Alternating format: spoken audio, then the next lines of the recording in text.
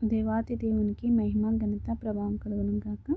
పరిశుద్ధ గ్రంథం నుండి కీర్తనల గ్రంథము 47వ కీర్తన మొదటి నుంచి ఆఖరి వరకు చదువుకుని ప్రభుని మహిమపరచుకుందామండి. సర్వజనులారా చప్పట్లు కొట్టుడి, జయధ్వనులతో దేవుని గూర్చి ఆర్భాటము చేయుడి. యెహోవా మహోన్నతుడు, భయంకరుడు. ఆయన సర్వభూమికి మహారాజై ఉన్నాడు. ఆయన జనములను మనకు లోపరచును, మన పాదముల క్రింద ప్రజలను అనద్రొక్కును. తాను ప్రేమించిన యాకోబునకు మహాతిశయస్పదముగా మన స్వాస్థ్యమును ఆయన మన కొరకు ఏర్పాటు చేసి ఉన్నాడు. దేవుడు ఆర్భాటముతో ఆరోహణమాయెను, బోరాధ్వనితో యెహోవా ఆరోహణమాయెను.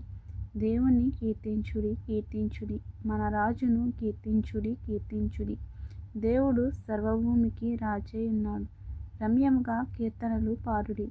దేవుడు అన్యజనులకు రాజై ఉన్నాడు. దేవుడు తన పరిశుద్ధ సింహాసనం మీద ఆసీనుడై ఉన్నాడు. జనముల ప్రధానులు అబ్రహాము యొక్క దేవునికి జనులై కూడుకొని ఉన్నారు. భూనివాసులు ధరించుకును కేడెములు దేవునివి. ఆయన మహోన్నతుడాయెను. ఈ పరిశుద్ధ వాక్యం అందరి వెనుకలో ఫలింపచేయును గాక. ఆమేన్.